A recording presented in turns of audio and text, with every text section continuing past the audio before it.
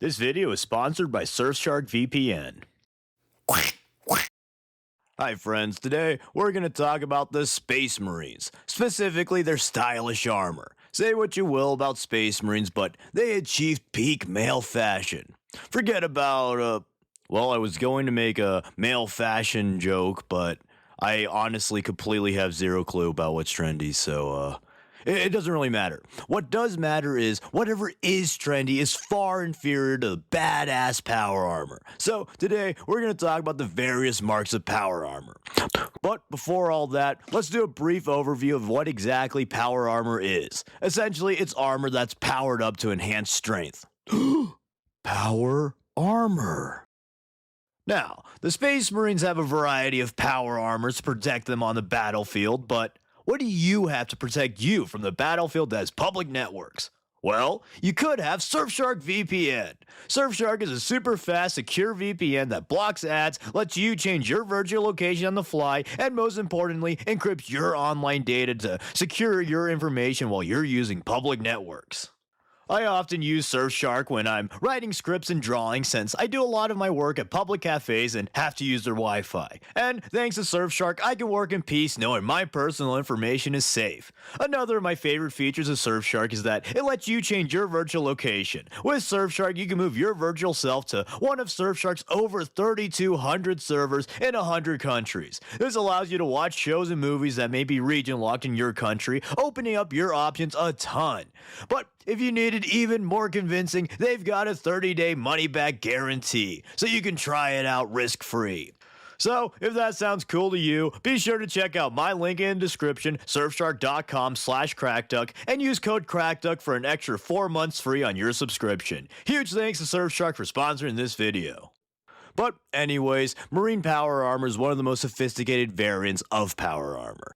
It is completely airtight, has an advanced array of sensors to monitor battlefield conditions as well as marine vitals, has inbuilt voxes, a fusion reactor that can theoretically power their suits indefinitely if properly maintained, and of course, most importantly, it's tough as hell and cool as hell. Space Marine power armor is made of the magic space material called ceramite, which is some kind of metal ceramic composite which is super tough, relatively light, and super resistant to heat. It combines the strengths of both ceramic and metal armors to make for one of the most protective armors in the setting. In addition, many suits have grav dampeners to lessen the weight of the armor. Although ceramite is relatively light, it's not like it's wraithbone or anything. So, after the grav dampening, the armor's said to be about a few hundred pounds, which isn't a ton for Space Marines, but it's still something. And that's where the powered part and black carapace come in to help. Power armor is quite literal with its name. Fueled by the fusion reactor backpack, which has backup solar cells, the power component helps the armor's weight and enhances the Marine's strength. This is even further enhanced by the Marine's black carapace. The black carapace is the last implant a Space Marine aspirant receives before fully ascending. This is a subdermal organ that bonds to a Space Marine's nervous system and is filled with ports to interface with their power armor, other equipment, and even vehicles. And this is what really makes the magic happen, since when the black carapace is interfaced with their armor, it connects the Marine's nervous system to the power armor, giving them unusual dexterity and agility in spite of their ordinarily cumbersome armor. In addition, they get a feeling of symbiosis with their armor, almost as if it was a second skin or otherwise part of their body. All this in conjunction is what truly makes Marines the fearsome warriors they are. But with that spiel out of the way, let's get into the first mark of power armor. And this one isn't even really for Space Marines. Mark 1 Thunder armor was actually used by the Thunder Warriors and some very early Marines. It was essentially a prototype of what would be, but it was very successful and served its function as it greatly helped the Thunder Warriors in the Unification Wars. This first armor lacked a lot of the features of its successors, as it wasn't sealed, had no life support, and typically only the upper section was powered as to prioritize melee devastation. But these features weren't as important since most of the time Thunder Warriors fighting was done on Terra, so they didn't need an air supply or life support, and the Thunder Warriors were stronger than Astartes, so not having powered legs wasn't as much of a hindrance. However, it was extremely loud and prone to overheating, which were bad for obvious reasons. But the Thunder armor would soon be replaced with the new and improved Mark II Crusade armor. Using some recovered tech from STCs and good old ingenuity, the Crusade armor was made with the Emperor's Great Crusade in mind. It was fully powered to enhance the Marines enough for any foe, and it was fully enclosed with life support for void warfare and hostile environments, and it was the first to incorporate advanced sensors and black carapace interfaces since it was made specifically for Astartes. In addition, it was more protective, more efficient, and more reliable than its predecessor. It was perhaps the most prevalent armor in the Heresy era and was still used even after new marks were introduced since it was reliable and readily available. Its main caveat was that it was somewhat hard to repair compared to later marks. It also has this badass Cyclops visor and segmented greaves, which I really dig. But the aforementioned cool segmented greaves would be replaced in the Mark III Iron Armor. While technically being a successor, Mark III was really a side grade to the Crusade armor. This armor was made to excel in shipboarding, tunnel warfare, and large frontal assaults. As such, it was heavily armored on the front. So, calling all missionary lovers, this is the armor for you. Or maybe it's the worst armor for you. Honestly, it's a dumb joke, so I don't know.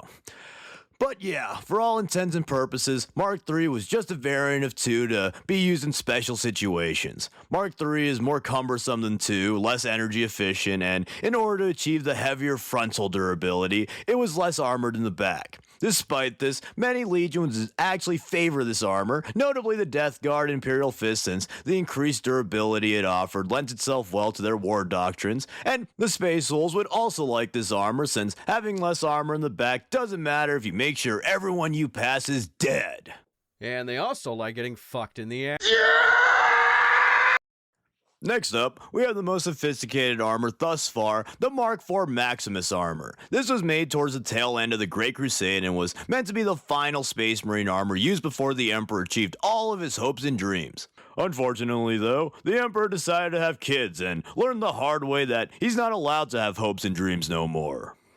But yeah, the Mark IV was truly the beginning of the modern armor marks. With newfound technology and general scientific advancements, the Mechanicus was able to increase power efficiency, enhance protectiveness, and reduce weight. It was generally the best armor at the time as it excelled in all fields. It was also the most widespread as it was sent to many legions with the intention of fully re-outfitting the Marines with the new armor. Due to this, it is still relatively common in the 41st millennium as opposed to Mark II or III. It also sported a helmet very similar to another infamous helmet. This helmet was designed by looking at the Mark III and saying, what if we took this and... yes, perfect. I am just such a genius. High fives all around. And now, we'll go from arguably the best to probably the worst Space Marine armor mark. We've got the mostly jury-rigged Mark V Heresy armor. And, as you may have gathered from the name, this was the armor developed shortly after the Heresy broke out. Remember when I said that the Mark IV was meant to completely replace the worn-out armors of the Space Marine legions? Well, one of the advantages of being an evil bastard war master who plans to secretly betray your father is that you can control which of your brothers gets the nice and fancy new toys. So, Horus deliberately stifled the distribution of Mark IV to loyalist chapters, leaving them only partially equipped with new armor. So, when the heresy broke out and the Marines were taking mass casualties and damage, they needed a solution for their dilapidated armor. And thus, a new armor mark was accidentally created as many chapters began to cannibalize irreparable suits for spare parts used for stopgap repairs. So, Tech Priest and Mechanicus basically kit bashed the Mark V into existence. Yep, everything's a Warhammer reference. Even Warhammer! Although many suits of Heresy armor were an amalgamation of old marks and a can-do machine spirit, there were usually some common elements that became synonymous with the armor. Firstly is the iconic helmet. This funny thing was actually born of a Terminator prototype helmet that was modified for regular power armor. And the other iconic feature is the molecular bonding studs, or as my friend likes to call it, little spikes. These are extremely common for a few reasons. First off, molecular bonding studs are basically super space staples, or I guess rivets, but staples is funnier. And so they're of course quite useful for stapling a bunch of shit together to get Marines ready for war. In addition, they were used to quickly add extra plate into the armor to protect against enemy bolt rounds. They also look real cool, which in 40k is arguably the most important reason for doing anything. Speaking of looking real cool though, let's move on to one of my favorite armors, the Mark 6 Corvus armor. And this was technically the first power armor design. And if we're being super technical, the armor was retroactively named Imperial Armor, and that isn't the same as Mark 6 Corvus, but also Rogue Trader isn't really 40k as we know it, but it was still vital to the design process of Space Marines in the real world. But regardless, Corvus armor is the lightest power armor and has a host of stealth capabilities. It's most known for its distinctive beaky helm, and everyone knows that beak is peak. The beak is there to house additional sensors which, in addition to its legendary quietness, makes the armor perfect for stealthy marines, infiltrators, and trackers. Most famously, the Raven Guard love this armor. Beyond being appropriately bird-themed and stealthy, the Raven Guard extensively tested prototype suits and made improvements to it, leading to the armor being dubbed Corvus armor in honor of the chapter.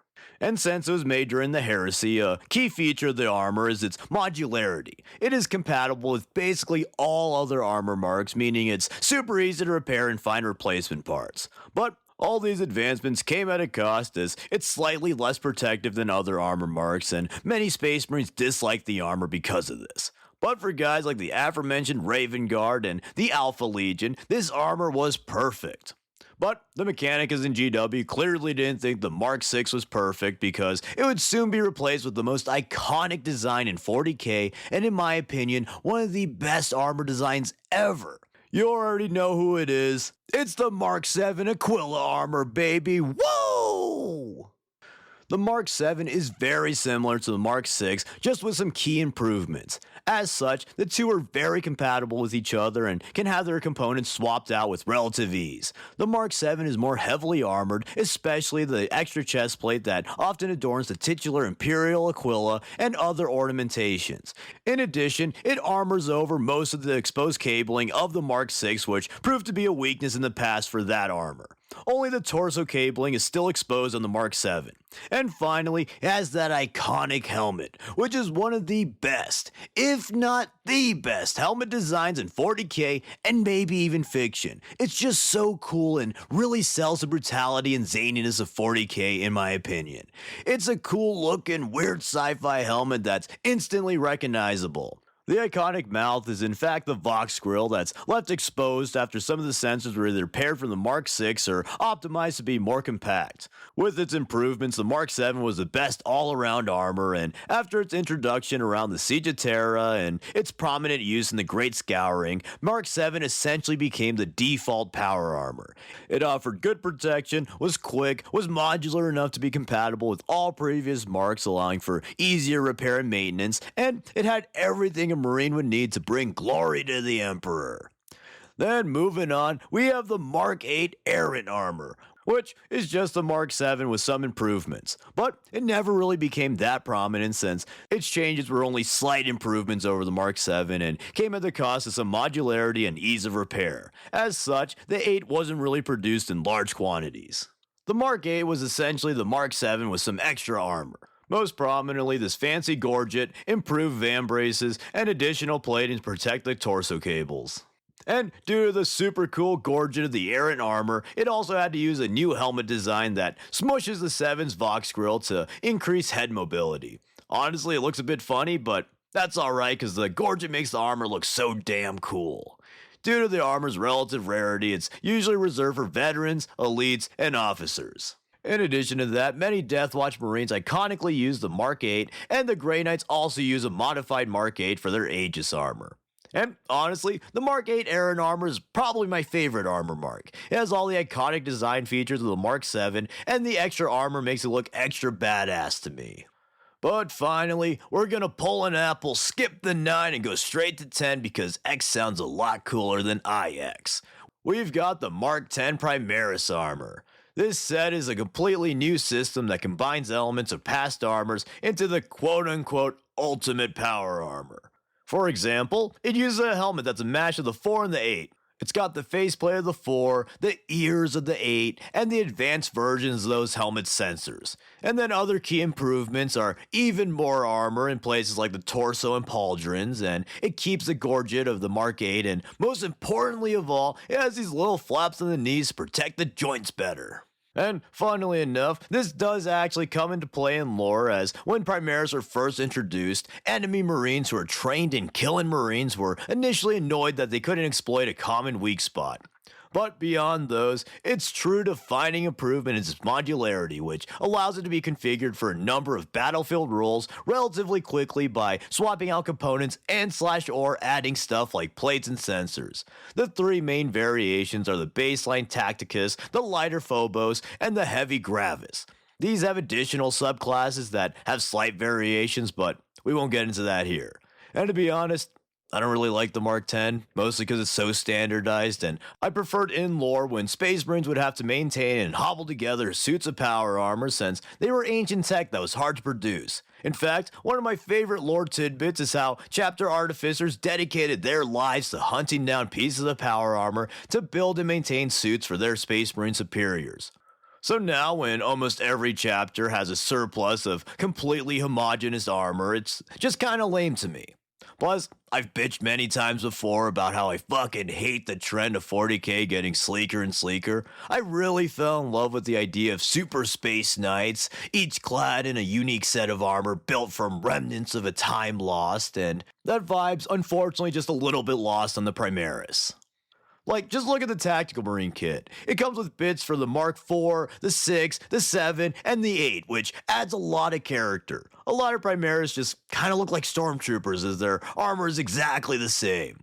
However, negativity aside, I do like how the 10 really does look like an evolution of the errant armor, and I also quite like the Gravis guys, especially aggressors. Plus, newer kits are finally reintegrating the hodgepodge armor look to an extent, so that's pretty cool.